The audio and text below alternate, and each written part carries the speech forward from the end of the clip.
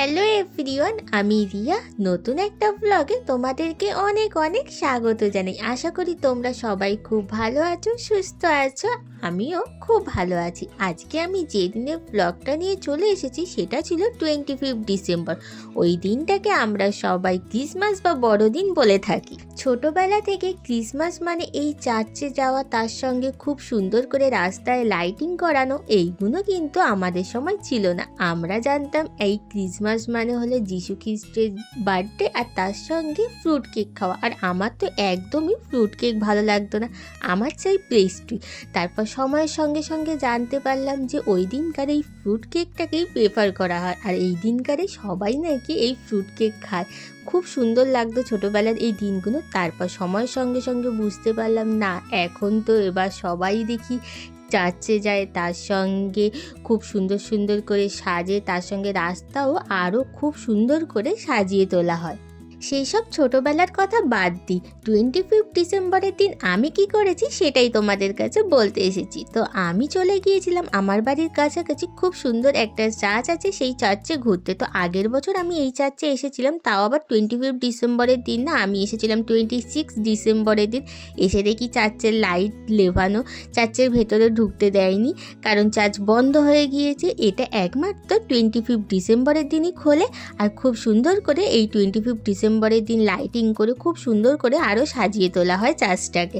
তো আমি ওই দিনকার তো আগের বছর দেখতে পাইনি, তাই এই বছর ভাবলাম না, এই বছর তো আমাকে যেতেই হবে। তাই চটপট রেডি হয়ে সন্ধেবেলায় বেরিয়ে পড়েছিলাম চার্চে ঘুরতে যাওয়ার জন্য। আমার বাড়ির কাছাকাছি মানে এই প্রায় ধরো 8 ঘন্টা মতন সময় লাগবে আমার বাড়ি থেকে আসতে গেলে। আর এই চার্চটা আছে থ্রিয়ে বাস স্ট্যান্ডের এখানে। তো এই চার্চটা কথা তো আমরা আগেই শুনেছিলাম, তো কখনো আসা হয়নি। তো এই 25 ডিসেম্বরের দিন এসে দেখলাম চার্চটা কত সুন্দর করে সাজিয়েছে, চারিদিকে আলো ঝলমল করছে, আর কত লোক। মানে এত ঠান্ডা পড়েছিল ওই দিনকে, তারপরে লোকের ভিড়ে তো আর ঠান্ডাটাই বুঝতেই পারছিলাম না। তো এখান থেকে চার্চ তো ঘুরলাম, ঘোরাটোরা হয়ে যাওয়ার পরে সোজা চলে গেলাম ডায়মন্ড পার্ক বলে একটা জায়গা আছে। তো সেখানে একটা খুব বড় করে মেলা বসেছে, তো সেই মেলায় ঘুরতে চলে গেলাম। এই যে থ্রিয়ে বাস স্ট্যান্ডের কাছাকাছি আমি এই চার্চটায় গিয়েছিলাম, আর ওর কাছাকাছি ব্যাংকের মাঠ বলে একটা জায়গা আছে, সেখানে আগে বিশাল বড় করে ওই মাঠে মেলা বসতো। আমি তো প্রত্যেক বছর ওখানে ঘুরতে যেতাম, কিন্তু রিসেন্ট আমি জানতাম না যে ওই মাঠটা প্রমোটিংয়ে দেওয়া হয়ে গেছে, ওইখানে বড় বড় ফ্ল্যাট করা হয়েছে, আর মাঠটার মধ্যে যে মেলাটা হতো সেটা বন্ধ হয়ে গিয়েছে। রাস্তার ওপরে 2-4টে দোকান বসে শুধু। 2019-এর করোনার পর থেকে ওই মেলাটা বন্ধ হয়ে গিয়েছিল। তো আমি যখন আগের বছর এই চার্চটায় ঘুরতে এসেছিলাম তখন ওই মেলাটায় গিয়েছিলাম, তখন আমি জানতে পারি যে এই মেলাটা নাকি শিফট হয়ে গিয়ে চলে গেছে ডায়মন্ড পার্কের ওখানে। তো এই বছর ভাবলাম যে ঠিক আছে, ডায়মন্ড পার্কের মেলাটা কেমন হয় গিয়ে ঘুরে আসা যাক। তো চলে গিয়েছিলাম ওই ডায়মন্ড পার্কের ওই মেলাটায়, গিয়ে দেখলাম এখানেও খুব সুন্দর করে সাজানো হয়েছে, কি সুন্দর যিশু খ্রিস্টের যে ব্যাকগ্রাউন্ডগুলো ওইগুলো খুব সুন্দর করে সাজিয়ে, তার সঙ্গে ছিল সান্তা ক্লজ। এত বড় সান্তা ক্লজ দেখে তো আমি কিছুক্ষণ দাঁড়িয়ে ওখানে ছবিও তুললাম, তারপর চলে গেলাম সোজা মেলার ভেতরে।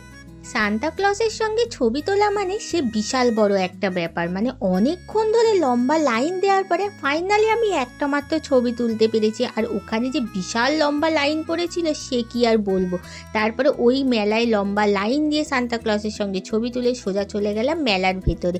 তারপর গিয়ে দেখলাম বিশাল বড় একটা গ্রাউন্ডের এক সাইডে বসেছে মেলা, আর এক সাইডে বিশাল বড় একটা স্টেজ করা হয়েছে, সেখানে সবে প্রোগ্রামটা স্টার্ট হবে। মাইকটা টেস্ট হচ্ছিল, কারা যেন একটা আসবে প্রোগ্রাম করার জন্য। মেলায় যাওয়া মানে কিছু না কিছু তো খেতেই হবে, তাই প্রথমে চলে গিয়েছিলাম পাপড়ি চাটের দোকানে। ওখানে গিয়ে দেখলাম 20-25 জনের লম্বা লাইন দেওয়া। তারপরে সোজা চলে গিয়েছিলাম ঘুগনির দোকানে, সেখানে গিয়েও দেখলাম অলরেডি 20-25 জন লম্বা লাইন দিয়ে আছে। আর এই মেলার নিয়ম হলো যে দোকান একবার বসেছে সেই দোকান আর দুবার করে বসা যাবে না, তাই জন্য আর বাধ্য হয়ে কি করব, সোজা চলে গেলাম ফুচকার দোকানে। ওখান থেকে নিয়ে নিলাম দই ফুচকা, আর সবশেষে বাড়ি যাওয়ার আগে নিয়েছিলাম আমি কাঠবাদাম, যেটা খেতে আমি খুব ভালোবাসি। তো এখানের যে ফুচকাটা ছিল এটাও খুব সুন্দর ছিল খেতে। আর মেলার বাইরে কিন্তু পাপড়ি চাটের দোকান বসেছিল, সেটা আমি আবার পরে দেখেছি। যখন আমি মেলা থেকে বেরিয়ে যাই তখন আমি দেখছি যে পাপড়ি চাটের দোকান আছে, তাহলে ভাবছিলাম যে এত লম্বা লাইনে আমি এতক্ষণ কেন দাঁড়িয়েছিলাম। তো এর আগে যদি আমি ওখান থেকে খেতাম তাহলে আরও ভালো হতো। তো এই ভুলটা তো আমি করে ফেলেছি, অলরেডি আমি ফুচকা খেয়ে ফেলেছিলাম বলে আমার আর খেতে ইচ্ছা হচ্ছিল না।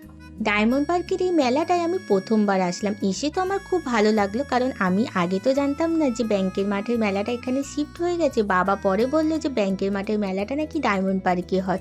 তো মেলাটা দেখে ভালো লাগছিল। তো এখানে সবেই প্রোগ্রামটা স্টার্ট হয়েছে, আর যে গান করছিল সে খুবই বাজে গান করছিল।